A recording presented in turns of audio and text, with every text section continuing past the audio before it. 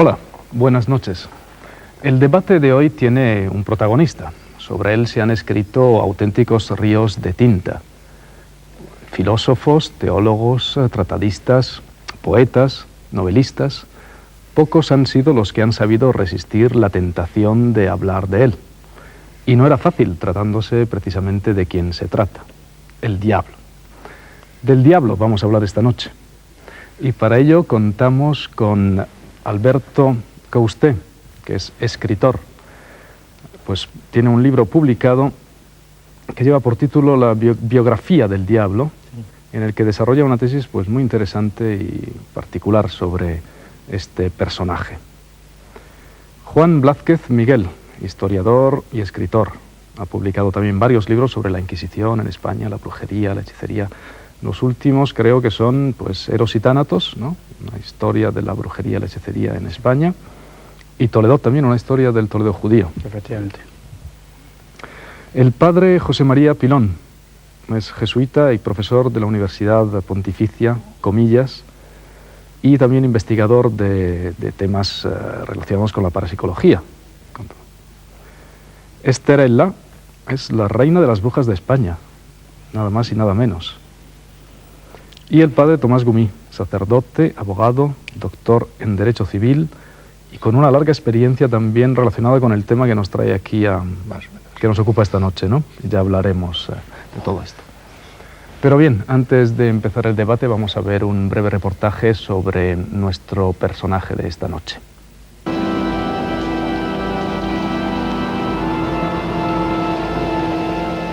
No importa que le pinten con alas de murciélago, cuernos y rabo, o le representen vestido de gran señor, con jubón gris, calzas coloradas y un sombrero puntiagudo. Lo mismo da que le imaginemos en forma de gato negro o macho cabrío, con ojos rojos como brasas, pelos en el cuerpo y pies ahorquillados. El diablo no anda nunca escaso de apariencias ni de nombres, pero se le denomine Satanás, Lucifer, Mefistófeles o Belcebú, es siempre el mismo, un maligno personaje cuya existencia, cargada de misterio, está aún sin confirmar.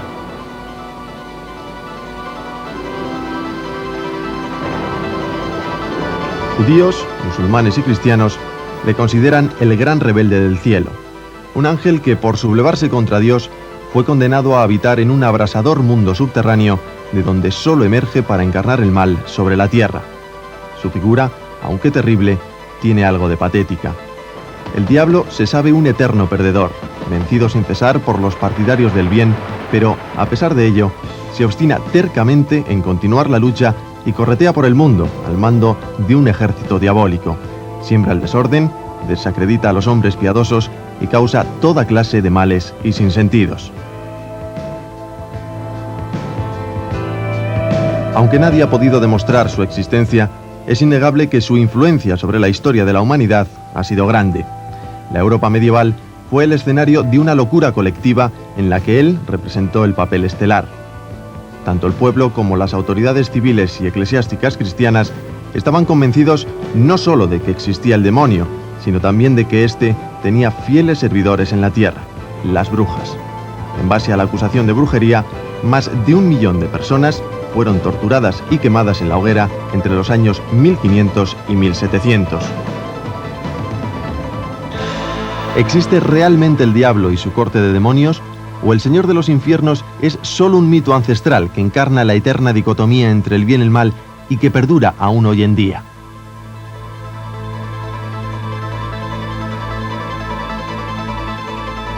Bien, pues vamos a empezar. La primera pregunta es obvia. ¿Existe el diablo? Padre Pilón, ¿cómo se puede contestar a esa pregunta? Pues, mi respuesta, naturalmente, no puede ser otra, es afirmativa, teniendo en cuenta que nos movemos en un terreno de creencia. No podemos hablar de experiencia ni de una demostración científica a nivel de ciencia experimental, pero a nivel de creencia sí, por lo menos dentro de la creencia cristiana. Si tenemos en cuenta los últimos documentos pontificios, que aunque pertenecen al orden del magisterio ordinario, pero en fin, el cristiano, el católico, debe tener un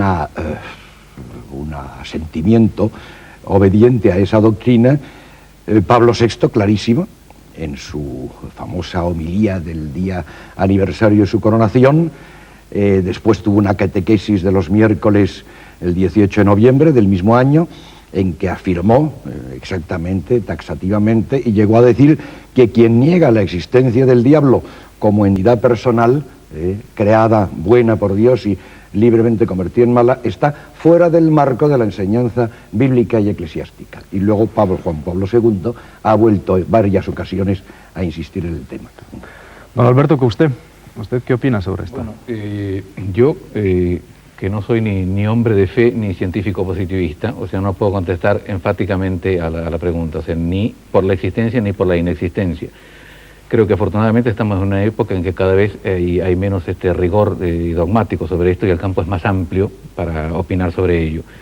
Ahora, hecha esta salvedad, yo creo que si se tiene en cuenta la persistencia en el imaginario colectivo, digamos, de las distintas culturas y civilizaciones del diablo como símbolo, como imagen, y si se tiene en cuenta lo imprescindible que es recurrir al diablo para entender no solamente el problema del bien y del mal, sino un problema acaso más cercano, más inmediato a la vida cotidiana, que es el problema de las relaciones de poder, en el cual el diablo es un referente que no se puede excluir, creo que se puede afirmar que sí existe el diablo. Padre Gumí, ¿usted entonces estará de acuerdo con lo que ha dicho el Padre Pilón? Totalmente de acuerdo, como sacerdote católico, pues estamos totalmente de acuerdo, y reafirmaría la idea esa de como un ser real. Es decir, las personas a veces dicen, creen en la existencia del diablo, pero como el conjunto de cosas malas que hay en el mundo, guerras, luchas, etcétera, pero no como un ser, con una personalidad, con un ente real. Esterella, ¿tú crees en esto? Bueno, claro que sí que existe el diablo, eso por supuesto. Y existe desde antes y desde ahora, aunque realmente quizá tiene más publicidad ahora, en esta época en que vivimos, que no anteriormente.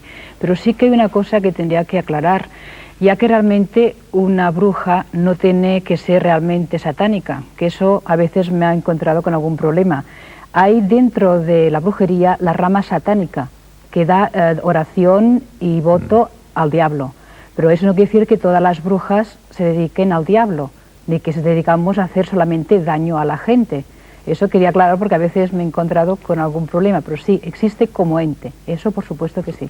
Bueno, ya hablaremos después de las brujas y sus relaciones con el demonio.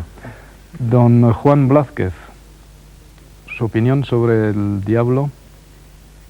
Pues yo no sé, pero creo que voy a ser la nota discordante de aquí. Por lo tanto, no voy a hacer en esta ocasión de abogado del diablo, sino de abogado de hombres. Yo a nivel de hombre, a nivel humano, no he tenido ningún contacto afortunadamente con el diablo. Ni sé de nadie que lo haya tenido. A nivel de historiador, que supongo que por lo que estoy aquí, pues también siento decir muy mucho que a través de los miles y miles de procesos que he estudiado de personas supuestamente endemoniadas, endiabladas o que de alguna manera habían tenido una relación con el diablo, tampoco se ha llegado a la conclusión de que detrás de todo esto estuviera el diablo. Y a título personal, pues francamente, me cuesta mucho trabajo pensar en una persona con ojos de azufre, con cuernos, rabos y todas estas cosas, y la parafernalia que hay detrás de él, de toda esta cantidad de diablos, de subdiablos, con una jerarquía del ejército de generales, coroneles, tenientes, sargentos y hasta cabos chusqueros, sin detrimento de los cabos chusqueros, ¿no? Entonces, para mí, pienso que el diablo, y estoy equivocado, supongo con la cantidad de personas que me rodean, mucho más expertas en estos temas, es una personificación, una idealización, algo concreto que quiere representar al mal, la fuerza del mal, las fuerzas negativas. Sí, y ojalá manera no me equivoque. Yo quisiera precisar Alberto. Un poco lo que dije anteriormente. No es que yo sostenga la existencia del diablo, lo que sostengo es que no puedo sostener una cosa ni otra, ni la existencia ni la inexistencia. Creo que no es procedente discutir sobre la existencia del diablo, porque es en todo caso materia de fe, o sea, materia de convicciones internas, es decir, no hay demostración posible de tal existencia.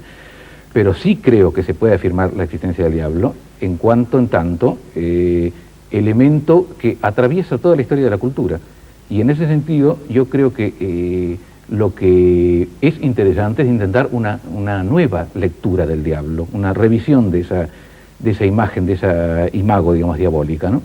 que normalmente ha sido el que ha cargado el chivo emisario, el chivo expiatorio de todas las culpas culturales de la humanidad. Y tanto, ya no me refiero solamente a la presencia del diablo dentro del cristianismo, digamos, o de las religiones mosaicas, sino en general también en el Antiguo Egipto, en las mitologías, en Grecia, en Roma, en las sagas escandinavas. En todos lados el diablo tiene algo en común. Es un personaje que desde una muy alta jerarquía en la cosmogonía que corresponda, cae, desciende, siempre por el mismo pecado o por el mismo error o por la misma mala conducta, que es robar algo de la divinidad para transmitírselo al común de los mortales. Entonces, en ese sentido, la imagen del diablo deja de tener esas características cerradamente negativas que ha tenido siempre y se convierte en una especie de socio de los hombres. Yo siento que esto es importante de destacar. Sí. ¿Están de acuerdo en esto? Yo quería, a lo que decía Juan Blázquez, que precisamente ese antropomorfismo de querer dar formas y con cuernos y rabos, eso es lo que ha hecho muchísimo daño en general a la teología, en general a la religión, porque claro, tenemos que prescindir de si se trata de una entidad de orden espiritual, porque no tenemos otra palabra, es un orden energético, pues claro, no tenemos que dar forma, pero como entidad, pues por supuesto, y estoy de acuerdo, que está a través de todas las culturas, de todos los tiempos y de todos los países aparece esa personificación o esa entidad que hace pensar que es una, no solamente como exigencia del colectivo humano, sino aparte ya dentro, como digo, y insisto, hemos dicho desde el principio, por lo menos he dicho y habéis dicho, que se trata de una actitud de creencia, de convicción, y en ese sentido creo ahí es donde nos tenemos que mover. Experiencias, pues yo creo que hay una que es muy conocida a nivel universal, que parece, por toda la documentación que concretamente yo tengo del caso, es la que dio motivo a la novela famosa de William Peter Blatty y la correspondiente película del Exorcista. Ese tiene todos los visos de haber sido un caso real, de posesión. Yo, como digo, tengo una documentación muy extensa porque entonces estaba por allí un padre jesuita, el profesor Antonio Sobrino, muerto recientemente, y él conoció muy de cerca el caso, conoció directamente al P. Lawrence, que es el exorcista que practicó el exorcismo, después que le habían analizado, le habían visitado 27 especialistas en todos los órdenes y se encontraron incapacitados para dar un diagnóstico y mucho más una terapéutica. Y el exorcismo lo liberó. Y este muchacho, que era un niño, no una niña, las niñas son más comerciales para las novelas y las películas, este señor que vive actualmente, ya es una persona madura, pues es que parece ser que sí, que fue objeto de una posesión. Posesión, entonces, en la historia, bueno, se han dado casos de posesiones o de presuntas posesiones, ¿verdad, don Juan Blázquez? Sí. Incluso algunos aquí en Andalucía, ¿no? Sí, aquí en Andalucía se han dado algunas, probablemente de las más características y de las que la Inquisición mostró mayor interés por ellas.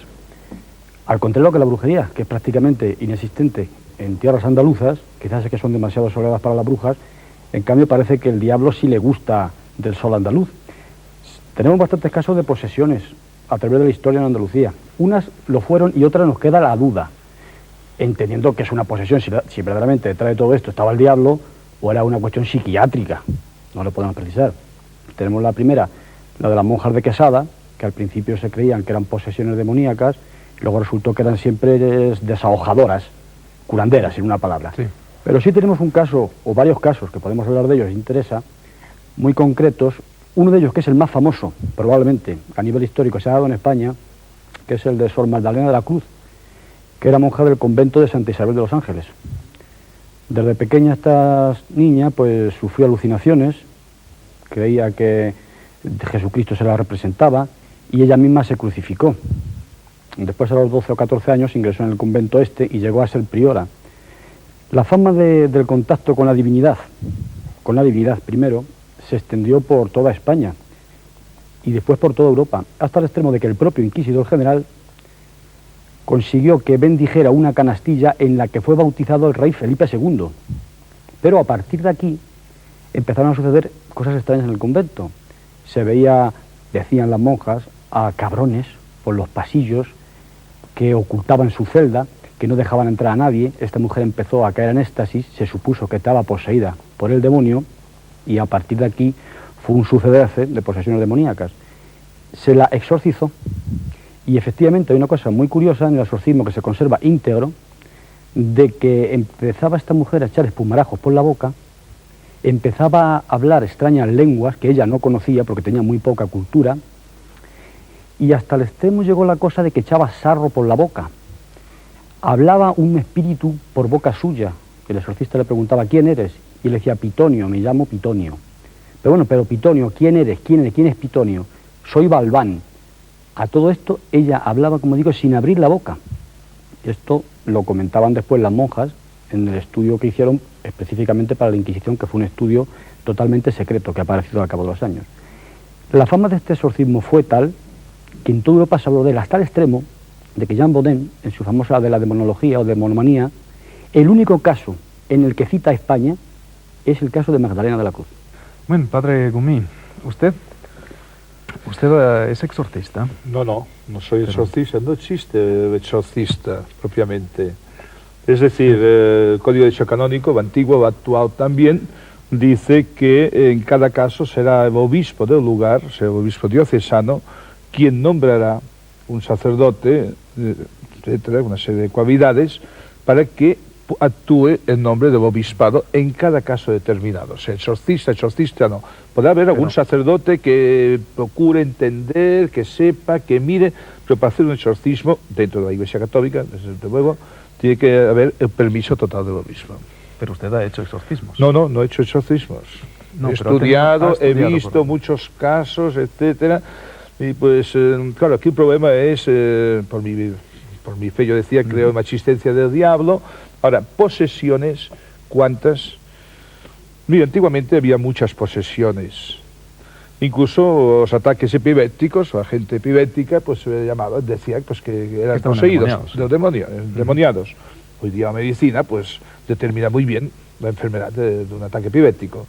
Para ir rápido, yo diré que hay dos características para conocer el caso de un demoniado, que sería una aversión a lo sagrado, odio a lo sagrado, y al mismo tiempo unido a unos fenómenos paranormales. ¿Qué fenómenos son esos? Los que quiera clarividencia, de kinesia, todos que quieran hablar lenguas diferentes, eso, hablar lenguas diferentes. Bueno, todo lo que quiera, precondición, todo lo que quiera. Dentro de la psicología, cualquier tema.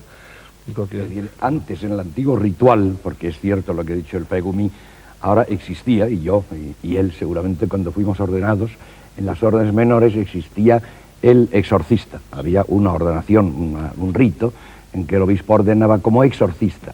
Esa figura ha desaparecido. En el derecho canónico y en el ritual romano ya no existe. Entonces el obispo es el que determina y nombra a un sacerdote, que generalmente suele ser una persona que tenga fama de persona honesta, un sacerdote pues con cierta virtud, etc.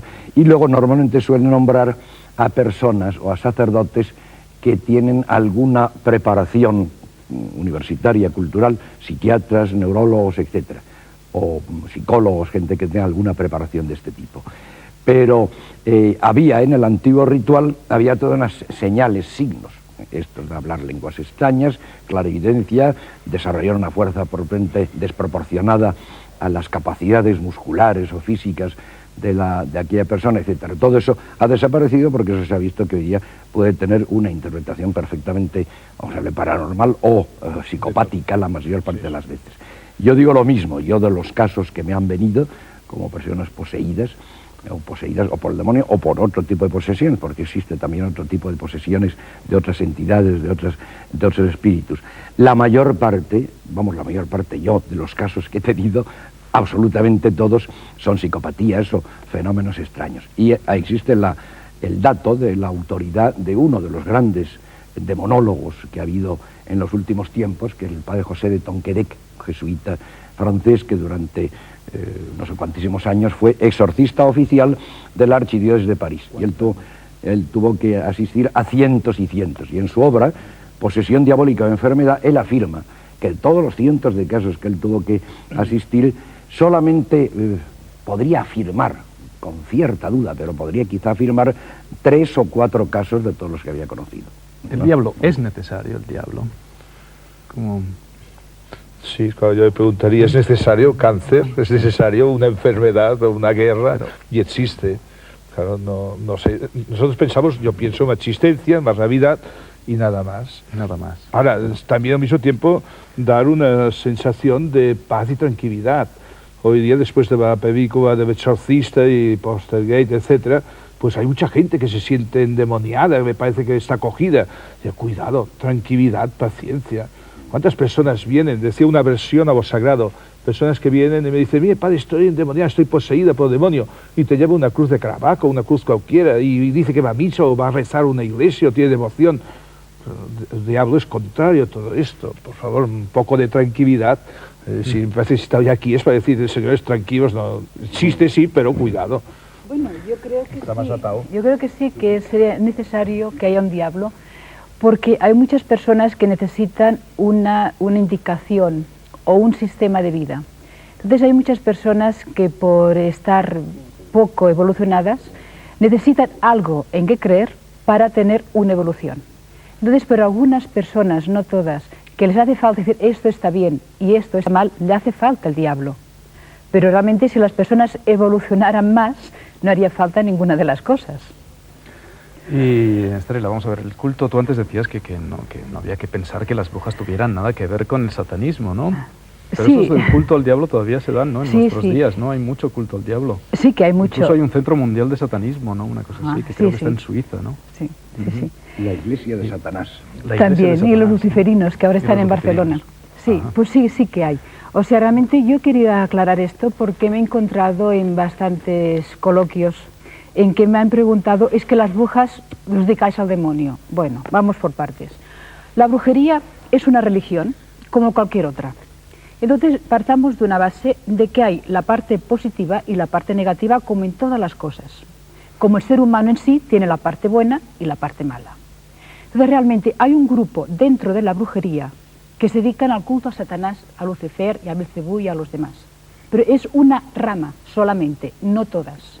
Porque dentro de la brujería hay brujas maravillosas, estupendas, lo que llaman hadas, en los cuentos de Walt Disney, por ejemplo. Entonces, yo creo que sí, que existe, hay unos cultos a Satán, pero no son brujas, son satánicas, o sea, entramos a la religión satánica ya, no brujería solamente. Brujería es más amplia quizá, pero es cuestión de determinar lo que es una cosa y lo que es la otra. Y misas negras, todavía se celebran misas Sí, negras, eso también, ¿no? sí, misas negras se celebran, sí, y se seguirá celebrando siempre, por lo que te he dicho antes. Realmente la gente necesita que le digan, eso está bien, eso está mal, si no, no viven. Entonces, tiene que haber alguien o algo, y creo que mis compañeros están más o menos de acuerdo conmigo, de que les indiquen el camino a seguir. Y yo les pregunto a los padres Sin embargo, que...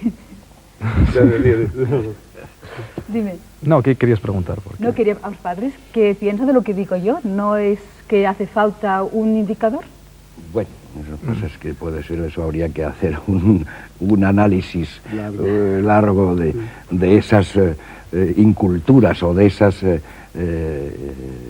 carencias o de esas necesidades. Pero lo que sí es cierto que esto existe. Yo tengo aquí el programa que nos dieron en el famoso concilio, o digo, el Congreso del Diablo,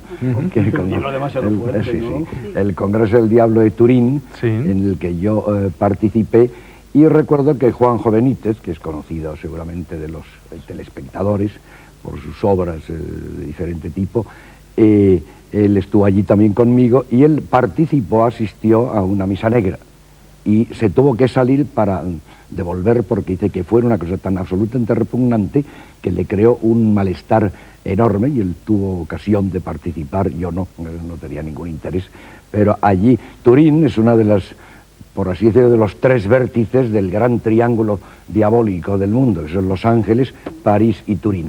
Y tuvimos el congreso que sería muy largo hablar de él, pero no hubo, por supuesto, ninguna manifestación diabólica, ninguna aquelarre, ninguna cosa rara. Y fue un congreso científico, humanístico, con una serie de ponencias de diferentes personalidades.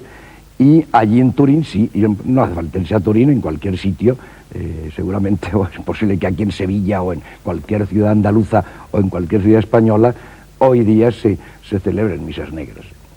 Yo quisiera agregar, Sí, Alberto. en abundancia de lo que dijo Estrella, que la presencia de la bruja, de la maga, digamos, de la estrega, ¿no?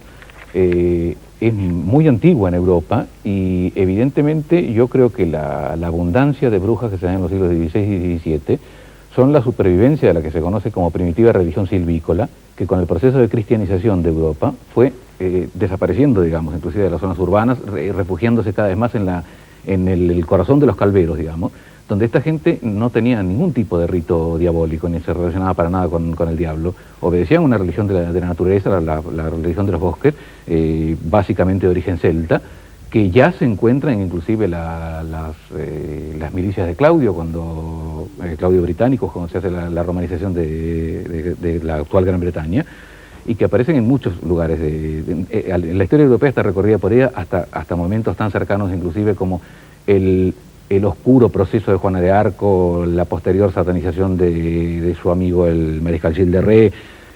Yo creo que aquí ha habido un proceso semejante al que me parece que se ha hecho con la figura del diablo, que se ha satanizado una cosa, o sea, convertido en malévola, en malvada para los seres humanos, algo que en principio no lo era. Bueno, pues tenemos que dar por terminado esta charla. En fin, yo no es que quiera quedarme con la última palabra, pero me quedo con ese antiguo epigrama que decía: yo divido el mundo en dos categorías, los que dividen el mundo en dos categorías y los que no. Yo me quedo con estos. Bueno, pues muchas gracias por su atención. Hasta la semana que viene.